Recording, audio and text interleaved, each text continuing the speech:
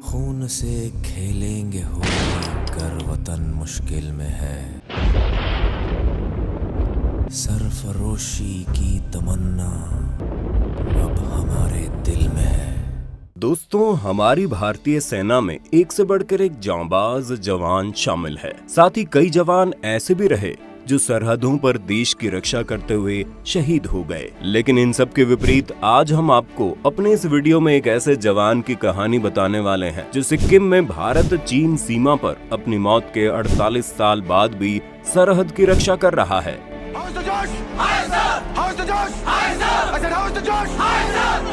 आपको सुनने में थोड़ा अजीब जरूर लगेगा, लेकिन आर्मी के साथ साथ वहाँ के लोगों का भी ऐसा ही मानना है और दूर दूर से लोग यहाँ उनकी पूजा करने आते हैं। यही नहीं, इस सैनिक ने मरने के बाद भी अपनी नौकरी जारी रखी। फिलहाल ये सैनिक अब रिटायर हो चुका है। हम अपनी वीडियो में आगे बढ़े उससे पहले हम आपको बता दें, हम हमारे मिस्टिका फैमिली के लिए लेकर आए हैं एक मजेदार कॉन्टेस्ट। अब हम आपके लिए बनाएंगे आपका मनपसंद कंटेंट।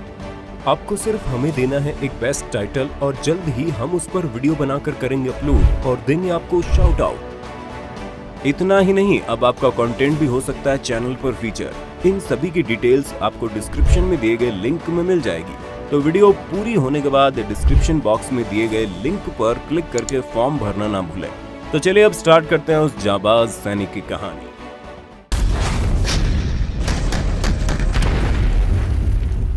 भारत चीन की सीमा की कठोर ऊंचाइयों पर भारतीय सेना हमेशा बेफिक्री के साथ तैनात रहती है। चीन की चतुराई के बावजूद सैनिक सरहद की सुरक्षा को लेकर हमेशा आश्वस्त रहते हैं। लाख मुश्किलें आए, लेकिन यहाँ कोई भारतीय सेना का बाल भी बांका नहीं कर सकता, क्योंकि यहाँ सैकड़ों सैनिकों के साथ एक ऐसा सैनिक भी तैनात है जो दिखता नहीं पर यहाँ मौजूद है। जी हाँ, हम बात कर रहे हैं बाबा हरभजन सिंह की। हरभजन सिंह का जन्म 30 अगस्त 1946 को गुजरांवाला, जो कि अब पाकिस्तान में है, वहां हुआ था। सेना के रिकॉर्ड के मुताबिक हरभजन सिंह 1966 में पंजाब रेजिमेंट में एक आम सिपाही के तौर पर शामिल हुए थे। कुछ समय बाद उनकी तैनाती नाथू ला में हुई और वहीं एक हादसे में उनकी मृत्यु हो गई। ऐसा कहा जाता है कि ये हादसा तब हुआ जब वो घोड़ों के काफिले को तुकुला से डोंगचुई ला ले जा रहे थे। तभी वो वहां फिसल कर एक नाले में गिर गए। पानी की तेज धारा में उनका शरीर बहकर घटना स्थल से 2 किलोमीटर दूर जा पहुंचा। उनके शरीर को ढूंढने की काफी कोशिश की गई। उस दिन काफी बर्फबारी भी हुई, लेकिन फिर भी शरीर का कुछ पता नहीं चला। सेना को लगा कि हरभजन अपनी ड्यूटी से बचने के लिए भाग गए हैं, लेकिन कुछ समय बाद एक रात वो अपने साथी के सपने में आए और उन्होंने अपने उस साथी को बताया उनका शरीर कहाँ पड़ा है। सुबह होते ही जब सैनिकों ने तलाश की तो हरभजन सिंह का शव और राइफल वहीं से बरामद हुए जहां उन्होंने सपने में बताया था। सेना से हरभजन सिंह को भगोड़ा मारने की गलती हो गई थी, इसलिए उन्होंने अपनी इस भूल को सुधारा और उनका अंतिम संस्कार पूरे सम्मान के साथ किया। कुछ समय बीता और कुछ समय बाद ही हरभजन अपनी टुकड़ी के एक सैनिक के सपने में फिर से आ गए और उन्होंने उससे कहा कि उनका शरीर गया है, लेकिन उनकी आत्मा अब भी ऑन ड्यूटी ही रहेगी। शुरू में तो सपने की बात को वहम मानकर किसी ने ध्यान नहीं दिया, लेकिन फिर बाद में साथी सैनिकों के साथ कुछ ऐसा होने लगा जो अजीब था। जैसे अगर किसी से कोई गलती होने वाली होती या उनके साथ कोई अनहोनी घटना होने वाली होती तो हरभजन पहले से ही सपने में आकर सावधान कर देते। साथ ही वहाँ ड्यूटी कर रहे सैनिकों का मानना तो ये भी था कि सिक्किम की भयंकर ठंड में भी किसी सैनिक को झपकी नहीं लग सकती थी और अगर गलती से लग भी जाती तो उसे बाबा का थप्पड़ पड़ जाता था। हाँ, माफ कर दो बाबा जी, माफ कर दो, अब से ऐसी गलती नहीं होगी। सैनिकों को हमेशा ये एहसास होता था कि हरभजन सिंह हमेशा उनके साथ है। ऐसा नहीं है कि सिर्फ भारतीय सैनिकों को ही हरभजन सिंह के होने का एहसास हुआ हो, बल्कि कई चीनी सैनिक भी इस बात को मानते थे। चीन के कई सैनिकों ने भारतीय अधिकारियों से कहा था कि आपका एक सैनिक यहाँ घोड़े पर घूमता है, उसे वापस बुला लो। जब ये बात बड़े अधिकारियों तक पहुंची तो उन्होंने इस बात की तहकीकात की। इसके बाद ये मान लिया गया कि बर्फीले तूफानों के बीच जब सैनिक सीमा की रक्षा कर रहे हैं तब एक ऐसा सिपाही भी उनके बीच मौजूद होता था जो दिखाई नहीं देता था, क्योंकि वो आत्मा है। हरभजन सिंह सैनिकों के लिए बाबा हरभजन सिंह हो गए। इसके बाद वहीं खाली पड़े एक बंकर में उनका मंदिर बना दिया गया। उसमें उनकी वर्दी, जूते, बाबा का बिस्तर और बाकी का सभी जरूरी सामान रख दिया गया। सेना ने उन्हें ड्यूटी पर मुस्तैद सिपाही का दर्जा दिया। जो नियम सब सैनिकों पर लागू होते थे वो उन पर भी होने लगे।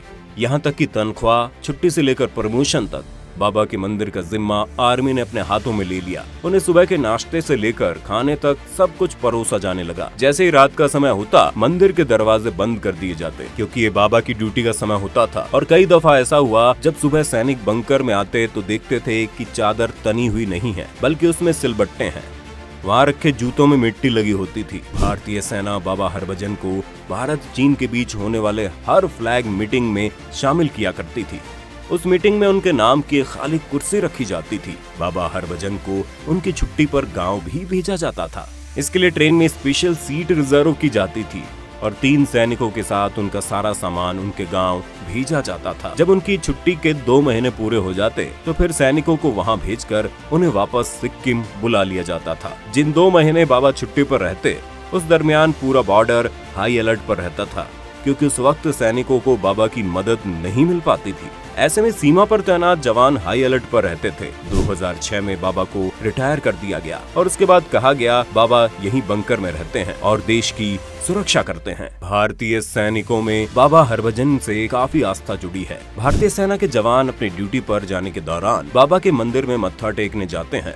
ऐसा माना जाता है कि बाबा हरभजन सिंह जेलेब दर्रे से लेकर नाथुला दर्रे तक भारतीय सीमा की रक्षा करते हैं। नाथुला में बाबा हरभजन की याद में 2 स्मृति स्थल बने हैं। इनमें से एक ओल्ड बाबा मंदिर जो ओल्ड सिल्क रोड पर बना है, जबकि दूसरा न्यू बाबा मंदिर कहलाता है। ये नाथुला में ही है लेकिन डोकलाम से नजदीक है। ये न्यू बाबा मंदिर डोकलाम से सिर्फ 4 किलोमीटर की दूरी पर है। दोस्तों, क्या आप भी इनके बारे में पहले से जानते थे? क्या आपने भी ये मंदिर देखा है? अगर हाँ तो अपने अनुभव हमारे साथ कमेंट बॉक्स में जरूर साझा करें। अगर आपको हमारी आज की वीडियो पसंद आई हो तो वीडियो को ज्यादा से ज्यादा लाइक करने के साथ साथ इसे अपने दोस्तों और रिश्तेदारों के साथ शेयर करना ना भूलें। साथ ही अगर आप हमारे YouTube चैनल पर नए हैं तो चैनल को सब्सक्राइब जरूर करें। और अगर आप Facebook पर हमारी ये वीडियो देख रहे हैं तो हमारे Facebook पेज को लाइक करें। फिलहाल आज के लिए बस इतना ही। अब दीजिए इजाजत। आपका बहुत बहुत शुक्रिया।